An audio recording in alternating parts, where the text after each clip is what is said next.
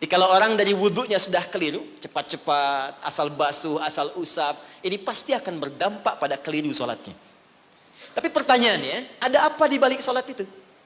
Yang dahsyat, bahkan dari berdiri ini saja, kalau dipelajari dengan benar, itu ada bekal manajemen kehidupan yang sangat dahsyat. Dipraktekkan Abdurrahman bin Auf, hanya hikmah berdiri begini, 3 bulan jadi orang paling kaya nomor 3 di Madinah. Dan setahun jadi orang paling kaya nomor 1 di Madinah, yang kapaknya saja bahkan terbuat dari emas. Ini bukan main-main. Rukuknya ada hikmahnya, sujud ada maknanya, terlebih bacaannya. Karena itu ketika Allah menyebutkan perintah solat dalam Al-Quran, ada sindiran yang halus tapi tajam. Kata Allah, akan ada orang solat nanti bahkan tidak mengerti apa yang ia ucapkan dan ia lakukan dalam solatnya. Jadi bagaimana kita bisa khusyuk dalam sholat kalau yang kita baca pun tak kita pahami. Nah, apa manfaat di balik itu? Ada kesuksesan di situ. Ada kebahagiaan, falah. Nanti kalau saya turunkan lebih panjang lagi. Tapi singkatnya, ketika kita diminta ibadah pun kepada Allah, hasilnya dikembalikan kepada kita. Jadi kalau orang dengar suara adzan, tahu bahwa sholat itu kunci kebahagiaan, mustahil ada orang yang malas untuk menunaikan sholat. Bukankah pemilik kebahagiaan Allah? Bukankah yang punya rezeki Allah?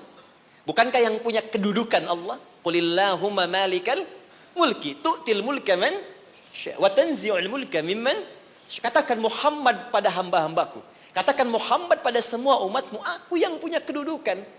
Aku titipkan pada siapa yang aku kehendaki. Anda menginginkan kedudukan, Anda pengen jabatan, Anda pengen harta, Anda jauh dari Allah. Ya bagaimana bisa meraihnya? Karena itu ketika Anda datang kepada Allah, Anda meminta petunjuk, ya Allah bagaimana cara aku mendapatkannya. Diberikanlah jalan lewat sholat itu. Makanya dalam sholat ada bacaan membimbing bagaimana dapat rizki yang benar. Warzuqni.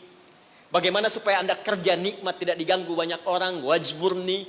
Bagaimana supaya derajat kita diangkat. Warfa'ni. Bagaimana supaya dijaga kesehatan. Wa'afini. Bagaimana supaya mendapatkan kasih sayang dari teman-teman yang sekarang sedang kita bekerja. Karena boleh jadi Anda kerja, bagi Anda nikmat, bagi orang belum tentu.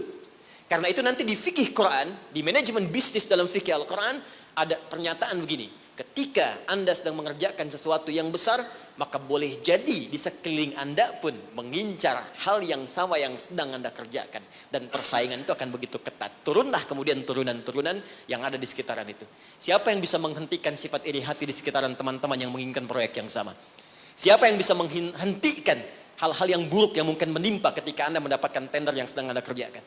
Jika Anda tidak datang kepada yang punya kuasa lebih dari yang lainnya, maka bagaimana itu bisa dihentikan dalam pekerjaan Anda? Ini fungsinya sholat.